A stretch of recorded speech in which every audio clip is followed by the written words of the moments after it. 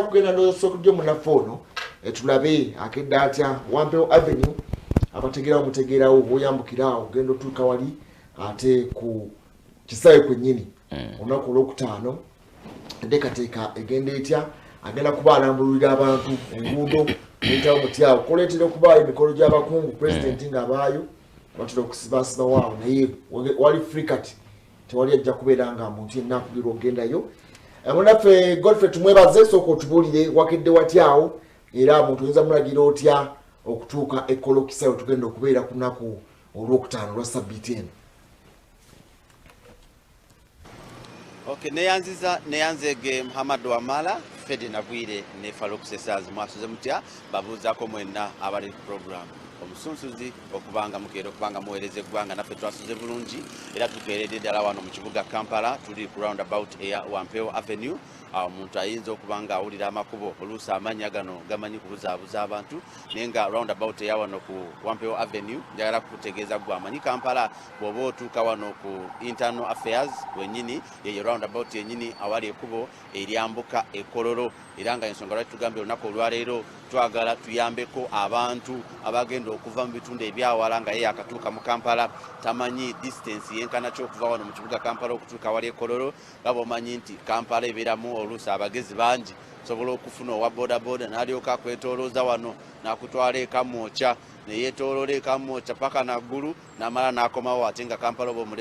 Kololo bw'omulese wano wennyini we tuyimiridde otasobola okutambuzawo ebigere okubanga oyolekera Kololo mu lukungaana naye nga sinaba kubanga nkutambuza njagala kusooka nkuwe ate ebyentambula mu kibuga Kampala bikedde bitya awo olengera ddala awo Jinja Road mu kiseera kino motoka zitandise okubanga zijja mpolampola jamu tanaba kubanga akwata era nga njagala kutegeeza gwe atulaba ku Sol TV nti jamu tanaba kubanga afuuka w'amaanyi nnyo wano mu kibuga Kampala kubanga wano wetuli njagala kulaga nti bw'oba otunuulira jamu atera okubeera wano kweri ekuba erya Jinja Road okuva ddala wali enakawa okutuuka wano ku roundabout wennyini wetuli e Wampewo Avenue.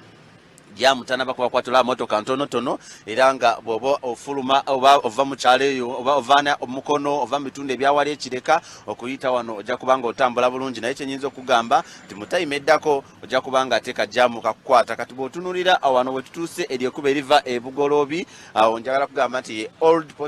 Portbell Road awo nawo jamu tanaba kubanga akwata motoka zikyatambula bulungi naye bw'olya nkugamba nti jamu tanaba kukwata time eddako ate jamu ajja kubanga akwatira ddala kati wano wenyini ku Jinja Road bw'ova wano ku roundabout wenyini okutuuka wali ku bitaala ate motoka zitandise okubanga zeesiba era nga yeyembeera gy'olaba wano kati wano ku roundabout wetwetooloola wenyini omuntu yenna anaaba agenda e Kololo mu lukungaana bw'otuuka mu Kampala bw'oba tonatuuka mu Kampala mu tawuni wenyini oba mu makati bw'otuukira ku roundabout naddala gwagenda kubanga ava mu bitundu eby'Ejjinja ova mu bitundu eby'Ebusia ova mu bitundu ebyo side eyo Eastern yonna kyenkugamba nti bw'otuuka wano ku roundabout tolina kusuukawo mpozi ng'oyagala kutambulako okugenda okulambula ekibuga naye nga wano wennyini w'olina okwambukira wano ku Wampewo Avenue wennyini osobola okubanga oyambuka e Kololo era nga lino ekkubo lyennyini lye tukutte lyekkubo erigenda okubanga likutwala e Kololo naddala gwe omuntu yenna ava mu bitundu ebya Eastern Uganda eyo olina okukwata lino ekkubo lye lisobola okubanga likutwala kubanga lye ekkubo eriri direct lyekkubo eriri okumpi okubanga likwambusa wenyini awagenda okubeera olukungaana olwa Independence Night kubanga kati bw'otwogerera nako ziri nako 2 zokka bulambirira zezibulayo okubanga tutuuka ku lukungaana so n'olwekyo olina okubanga weetegeka bangi abatuuse mu Kampala wetwogerera weebali mu kiseera kino naye ng'oluusi tanaba kufunayo kadde akambukako wano ojja kuyita ku Hotel Africana ekyenyinza okugamba nti at least bw'onaabanga obuuza osobola okubuuza Hotel Africana eriwa wenyini wogenda okubanga oyambukira osobola okubanga otuuka wali ku kisaawe ky'e Kololo amakubo waliwo ebifo bingi by'osobola okubuuza okuyita obutabula kubanga bw'otuuka ku Africana osobola okubuuza ku Speak Apartments bw'otuuka ku Speak Apartments awo n'oyambukirawo wenyini n'osobola okubanga erikubo lyerimu lye direction gye nkuweereza kubanga oluusi oyinza okubuuza omuntu nti bwe mba nyambuka bangambye bwe ntuuka wano nsobola okubanga ntuuka e Kololo so yeyo embeera gye nkugamba nga bw'olaba naffe nga bwe tutambula lyerikubo lyogenda okubanga okwata okutuuka wano e Kololo twagala tutambule mpolampola tusobole okubanga tubatwalira ddala tubalingizeeko e Kololo mulabe kiki ekiri e Kololo kubanga mu kiseera kino buli omu ayagala kumanya enteekateeka ziri zitya enteekateeka ziri zitya nenga kyenjagala okutegeeza nti zo enteekateeka zigendera ddala bukwaku era nga enteekateeka abantu bonna abali mu nteekateeka service providers abagenda okubanga bategeka sound aba security abanabeera ku bifo wonna okubanga olukungaana lwaffe lubeera successful. They are already in the place. Yensonga lwaki tugambe nti olunaku olwaleero katubatambuzeeko mpolampola sobole okubanga tubalengezaako katono ekiri ku kisaawe nga bwe tunaabanga tugoberera enteekateeka zino sobole okubanga tubatuusaako byonna nga bwe binaabeera. Njagala kujjukiza gwali ku Soul TV mu kiseera kino nti mu kiseera kino tugenda maaso n'okubanga tuli mu kusaba n'okusiiba era ng'enjiri ebuulirwa omusumba Lozias Bujengo yakutegeeza ku lunaku olwa Sande nti agenda maaso n'okubanga ateekateeka emyoyo gyaffe ateekateeka emitima gyaffe nti tugenda okutuuka ku lukungaana lwaffe olw'ekkololo nga buli omu amanyi kiki ekituufu kye yeetaaga amanyi enjiri n'omulamwa gwaffe gwe tuliko ogwa recover all bwe kigenda okubanga kibeera era nga mu nsonga ennya tetugenda mu maaso n'okubanga tusabira mwe muli ensonga eya spiritual independence nti emyoyo gyaffe gyayonooneka nnyo okuviira ddala wali mu lockdown era ebizibu byaliwo bingi olw'okuba nti abantu sente zaali teziriiwo tukyesibe kati okuva bwe twava mu lockdown ekirwadde ne tukigoba abantu babadde tebanaba kufunayo olukungaana olunene ennyo mu ggwanga nga olukungaana lwaffe olwa Independence Night olubadde lubeera e Kololo Namboole nga mu kiseera kino tugenda kuba tulutwala Kololo okuba nti Namboole egenda maaso n'okubanga eddaabirizibwa. Ekyokubiri tugenda kubanga tusabira financial independence. Mu kiseera kino buli muntu yenna waali akaaba kigambo kimu byanfuna ebyenfuna byesibye ebintu byewanise waggulu ebbeeyi y'ebintu yewanise waggulu abantu bakaaba nti school fees taliiwo ebizibu bingi ebyekuusa ku kigambo kya finance era ensonga lwaki mu nsonga enye zetugenda okubanga tusabira mwe muli n'ensonga eya financial independence omuntu afuneko kasente tukiriza Katonda nti okuyita mu kusaba ye Katonda tasobola kubanga alemererwa era tulaba mu kiseera kino njagala kutegeeza nti wano we tutuuse yemu ku gate egenda okubanga eyingiza abantu abagenda okujja mu lukungaana lwaffe olwa Independence Night wano e Kololo era nga eno ye gate kyenyinza okugamba ye main gate egenda okubanga eyingiza abantu eri munda bw'olengera bulungi nnyo stage batandise okubanga bagizimba era nga tujja kuba tuzuuminga bulungi osobole okubanga olaba ekiriyo naye nga munda basobodde okubanga basitula stage nimiridde wano ku gate wennyini ngirengerera ddala era nga tunafuna bwe tusobola okubanga tuyingira munda tujja kubanga tubalaga naye katugira tutambulirako wano wabweru twagala tubalagire ddala ekiri e Kololo nti gwe omuntu yenna wano wotulabira ne wano mu kkubo wennyini suubirwa kuba nti abantu bagenda kubanga bayimidde neno kkubo kubanga kusinziira ku nteekateeka abantu abanaabeera nenoona bagenda kubanga babateerayoko screen Gaggadde basobole okubanga balaba ekigenda mu maaso mu kiseera kino. So awano we tuli twetooloola ekisaawe eky'Kololo era nga tugenda kubanga tutukako eri mu maaso katono tubalage ate stage nga bweri etuuseewa screen Gaggadde zituuseewa. Mbadde nkyakunnyonnyolako ne ku bintu ebirala bye tugenda okubanga tusabira mwe muli ekigambo kye bayita mental independence. Mental independence kikwatagana n'obwongo bwaffe n'endowooza yaffe nti mujjukira bulungi mu biseera ebya lockdown era abantu bayonooneka nnyo naddala abavubuka nga tewali mirimu gye bakola kye balina okukola kye bali bakola kwe kukozesa ebiragalalagala twalabako nnyo family conflicts nga violence mungi nnyo mu families olw'okubanga olusi abaami baali babulwa akasente abaami babula akasente ng'omukyala abuuza akasente talaba ne kireetawo domestic violence okubanga yeeyongera era ng'ebyo byonna biviira ku kintu kye bayita mental independence. Yensonga lwaki tugamba nti olunaku olwaleero mu bintu bye tugenda okubanga tusabira mental independence nayo mweri era nga ze zimu ku bye tugenda okubanga tusabira mu lukungaana lwaffe olwa Independence Night nga bw'olaba. Atulaba ku Soul TV wano tuli Kololo era osobola okubanga olengera bulungi ekisaawe Gaggadde eky'e Kololo awagenda okubeera olukungaana lwaffe olwa Independence Night era nga tujja kubanga tuyingira nga bwe nabagambye katono tusobole okubanga tuyingira tubalageko stage mbadde muludde okuba mudde temulaba stage etuuseewa naffe ne tugamba olunaku olwaleero katubalage gana amakubo gonna makubo mangi wadde tubalazeeko erya Wampeewo Avenue naye nga amakubo mangi agasobola okubanga gakuleeta enambole Kololo nambole yansigalamu olwokuba twagendayoko nnyo naye this time tugenda kubeera Kololo. Amakubo waliwo ekkubo eryala lyosobola okuyitira naddala wali ava mu bitundu eby'Kamoocha nawo bw'otuuka Kamoocha tekikutwalira wadde eddakiika mmeka okutuuka Kololo kubanga bw'otuuka Kamoocha ng'omuntu yenna agenda kubanga oyingira mu Kampala oba olwedde oli mu Kampala olw'olukungaana luno bw'otuuka Kamoocha gwali mu bitundu eby'Kamoocha nti nusu 200 zokka oba 100 baba bakuleeta mu lukungaana wano Kololo kubanga tubuza enaku 2 zokka. Abantu njagala mwegendereze nnyo bw'otuuka mu Kampala oba mumanyi ebibuga bibeeramu nnyo abagezigezi olina okubanga omanyi nti okuva wano okutuuka wano ziba sente meka kati nekkubo lye tuliko bayita Elgon Terrace Road leero lye tuba tugenda kukozesa okubanga tuyingira munda mu kisaawe Kololo. Awo Mbuya Road abava wali mu Mabuya Road abava Mbuya abava Kololo awo na mujja kubanga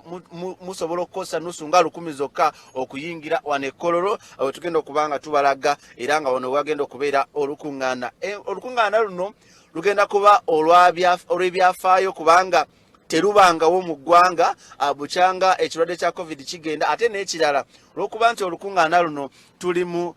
twetegekera okubanga tufuna independence eyaffe yennyini. Ensonga lwaki tugambye nti olunaku olwaleero oba olukungaana luno ekigenda okulufuula olw'enjawulo kwe kuba nti tugenda kubeera ku independence ground wennyini awagenda okubeera olukungaana luno. So mu mbeera eno mbadde nsaba tugenda kubanga tuyingira ate tubalage enteekateeka nga bwe ziri mu kiseera kino nga tubalaga ekiri Kololo ku ground mu kiseera kino era nga ebyokwerinda Kololo byo bibeerawo bubeezi eva bibeerawo era n'abantu mwena bagenda okujja olina okubanga ogondera abakuuma eddembe bw'otuuka ne bakuyimiriza ne bagamba yimirira olina okuyimirira bwe bakugamba nti tambula olina okutambula. So n'olwekyo abatulaba ku Soul TV tugenda maaso n'okubanga tubalaga enteekateeka era nga wano naffe ab'ebyokwerinda batuyimirizamuko baagala kumanya mulagawa era ffe tugenda kubanga tulaga abantu enteekateeka nga bwetuuse ey'olukungaana lwaffe olwa Independence Night olugenda okubeera wano wennyini Kololo lugenda kubeera lunaku olw'okutaano era wano we tuli tugenda maaso n'okubanga bakebera wadde tuli ku kisaawe naye bagenda maaso n'okubanga bakebera kiki kye muyina mu motoka. Abantu balina okumanya kiki muyina mu motoka si lwakuba nti ffe tuli basoloti naye naffe tulina okubanga tugondera amateeka era omuntu yenna ajja mu kiseera kino alina okubanga amanya nti bw'otuuka wano olina okubanga ogondera amateeka g'ebyokwerinda. Wano ndengerera ddala stage bamazidde okubanga bagisitula era nga tugenda kubanga nawo tutuukawo tubalagire ddala exactly kiki ekiriwo stage Gaggadde nga bweri mu kiseera kino. So n'olwekyo mutukkirize tusobole okubanga tutuukako wali ate tubalage enteekateeka nga bweri. Tweyanziza bafande okubanga ate mutukebedde bulungi naffe tweyanzeko okutukkiriza okubanga tuyingira mu kiseera kino. Tebakkiriza muntu yenna okumala agayingira nedda tebakkiriza muntu yenna okumala agayingira era tosobola kubanga olabye ffe nga tuyingira then n'ogamba nti naawe osimbule eyo ojje ate olabe ekigenda mu maaso. Tebakkirizayo muntu yenna okujjako ffe benyinza okugamba nti tuli ba official abasobola okubanga tutuuka wano wennyini nga tubalaga embeera nga bweri era kati ffe tufunye chance esobola okubanga eyingira munda wano Kololo wennyini awagenda okubeera olukungaana era ndowooza gwatulabira ddala wano ku Soul TV olabira ddala enteekateeka nga bweri nti stage yamaze okubanga esituka era esaawa yonna obunagendera okukya oba okuzibira olunaku olwaleero ojja kubanga olabira ddala ng'ate enteekateeka zitambulira ddala wano we tuli abatulaba ku Soul TV kyekino ekisaawe Kololo Independence Ground oba osobola okukiyita Kololo Ceremonial Ground kubanga emikolo egisinga ekyeggwanga mu kiseera kino gibeera wano wennyini era nga kyekigenda okufuula olukungaana lwaffe olwa Soul TV olw'enjawulo okuba nti for the first time tugenda kubanga olukungaana luno tulubeera nalo Kololo Independence Ground ate ng'olukungaana lwa Independence Night. So gwe nkugamba nti gwe muntu yenna atulaba ali ku Soul TV wandibadde tosubwa lukungaana luno kubanga it is going to be a historical gathering. Olukungaana luno lugenda kubeera nga lwa byafaayo nga tusabira eggwanga lyaffe okubanga tusabira emirembe tusabira ebyenfuna ebyaffe naffe kenyini okubanga twesabira nga tusabira nga obulamu bwaffe busobole okubanga bukyuka era nga bwolaba omusumba Aloysius Bugingo bwazze atuteekateeka nti tulina okujja wano nga tweteekateeka nga bwolaba enjiri oba n'okusaba okugenda mu maaso e Canaanland omusumba Aloysius Bugingo bwagenda mu maaso n'okubanga atuteekateeka abantu abamu mugenda kujja Kololo ng'oluusi gwe gwegenda okubeera omulundi gwammwe ogusoose naye mujja kubanga mufunye omukisa okubanga mutuuka ku Independence Grounds era nga wano we wali ebijjukizo byonna ebyebyafaayo Uganda bwe yali efuna ameefuga era n'olwekyo tugenda kubeera mu kifo ekituufu ozo oluusi Katonda abeera n'enteekateeka ye egwa tulaba kubanga wano bwe nkugamba nti we wali ebijjukizo byonna ebyaliwo nga oba ebyateekebwawo okujjukira Uganda ng'efuna obwetwaze bwe tuba twogera ku kigambo independence tuba tuli wantu awatuufu era n'olwekyo mu nsonga eyo njagala kukubiriza abantu mwenna abatulaba nti wandibadde tofiirwa mukisa guno okubanga ofuna ekyamagero kyo ng'oli ku Independence Ground zino Kololo nga tuli mu olukungaana lwaffe olwa Independence Night. Now mu kiseera kino njagala kutegeeza nti tubale tubagamba enteekateeka zigenda mu maaso enteekateeka zigenda mu maaso ng'oluusi mwagala kulaba kiki ekituuseewo bw'otunuulira stage eno wale tenaba kubanga eyimirira mu nkuŋŋaana zaffe zonna ze tubadde nazo Fort Portal bw'otunuulira olukungaana lwaffe twabadde nalwo Jinja bw'otunuulira stage ze twabeeranga nazo Namboole stage eno yanjawulo nnyo tosobola kugigeraageranya ne stage zonna ze tubadde tubeeranga nazo eno etegekeddwa nga yanjawulo nga bw'ogiraba tebangawo nange kino nkirabye wano olunaku olwaleero era nga n'ebisingawo tugenda kubanga tubitegeera naye nga sofa tutuuse ku kisaawe Kololo era nga zo enteekateeka zigendera ddala mu maaso mu kiseera kino abatulaba ku Soul TV andaba company Gaggadde ya Qvibes yo yatuuse okubanga ekola omulimu ogwayo era nga mu mbeera eno njagala kubanga mbategeeza nti tufunye omukisa okubanga tutuuka awano Kololo ku Independence Ground era nga tujja kubanga twogerako ate n'abateesiteesi of course tisobola kuva wano nga sogeddeko n'omuteesiteesi kubanga kyendaba wano kyo kya byafaayo ndabako kipya kyonna ng'ogyeko kuba nti ceremonial ground eno yaffe tugimanyi naye ate bw'otunuulira enteekateeka olabira ddala nti yo yanjawulo nnyo olunaku olwaleero so munzikirize nja kubanga njogerako n'abateesiteesi njagala kubanga njogerako ne managing director wa Qvibes nsobole okubanga yatubuulira ku mulundi guno kye tulabako kyanjawulo nnyo tetukirabangako ensonga lwaki ngambye nti olunaku olwaleero njagala kubanga njogerako naye wano tubale tebakkirizawo omuntu yera naye ffe abasobodde okufuna chance eyingirawo n'olwekyo munzikirize ke tutuuseewo sobole okubanga tubalaga enteekateeka nga bwe ziri yo stage tenkananyiza okugamba nti eringa ewedde ewuzaayo kusitula naye nfunye omukisa nga sinaba kubanga mbasiibula njagala kubanga njogerako ne director wa Qvibes omwami Kabogoza agenda kubanga yogerako naffe kubanga naffe tuweerwa nnyo omukisa okubanga tumufuna ate nasobola okubanga atukkiriza n'atuwako ku kadde Yesu yeebazibwe Kama yeebazibwe nnyo wasuza otya bana nina essanyu ku mutima go ge mazima nina essanyu ku mutima kye tuli mu kukola wano tekibangako mu Africa era olukungaana luno lugenda kumenya record ya buli lukungaana olwali lubaddewo mu semawanga Africa ebya Uganda twabivuddeko ebya East Africa twabivuddeko kati tutandise kuvuganya nga continent era ebyuuma engeri gye tugenda okwogera n'abazungu tebagisobola n'abazungu kye tugenda okukola tebakisobola olina ekintu kyoyogedde omusumba Aloysius Bugingo yatusuubiza nti enkuŋŋaana zino tugenda kuzitwala ebweru w'eggwanga kati bw'oyogedde ekigambo ssemazinga wa Africa n'endabira ddala nga essaawa yonna tufuluma Uganda tukooye level ya Uganda kozi twagiyitako dda tukooye level ya East Africa twagiyitako dda twagala tulage ensi yonna nti revival has started in Uganda era musumba Aloysius Bugingo yeebale kuwuliriza ddoboozi eryamuweebwa terugenda abantu betugenda okwogeramu n'engeri gye tugenda okwogezaamu ebyuma tebeerangawo mu Africa omuntu ayinza okwebuuza nti bannange nze anaabeere eri ebweru we tuyise tuvudde eri wansi ku kkubo anaawulira anaalaba kubanga abantu balabika bagenda kubeera wabweru nnyo obuzibu bwa Kololo kasaawe katono nnyo nze kyekyokka ekinnuma nti akasaawe katono kubanga n'abagenda okubeera eri kwa katikati ne ku Jinja Road bagenda kuwuliriza ekigambo ekiri wano. So kakati abali ku katikati bwe bana bawulira ate bano abali wano nga tuvuddeko ku kyokuba nti mutegese stage n'ebintu stage sound etabangawo mu East African Central mu Africa. Gwe nga gwe n'omuntu era bintu ki byogamba nti tulina okusabiranga eggwanga? Tusabire nnyo Mukama atusumulule nga bannayuganda tutandika okwekkiririzaamu obusobozi bwe tulina. Ekissa Mukama kyatuwadde tekiriiwo mu nsi yonna, naye kinnuma nti abannayuganda tetwemanyi nti tulina ebyobugagga mu ttaka ebisobola okulwanisa ebisobola okuwanirira ensi yonna. Juzi baazuula gold nga asobola okulwanira ekonomi ey'ensi yonna. Tebaamuzuula Kongo, baamuzuula mu Uganda. Naye abannayuganda tetwemanyi,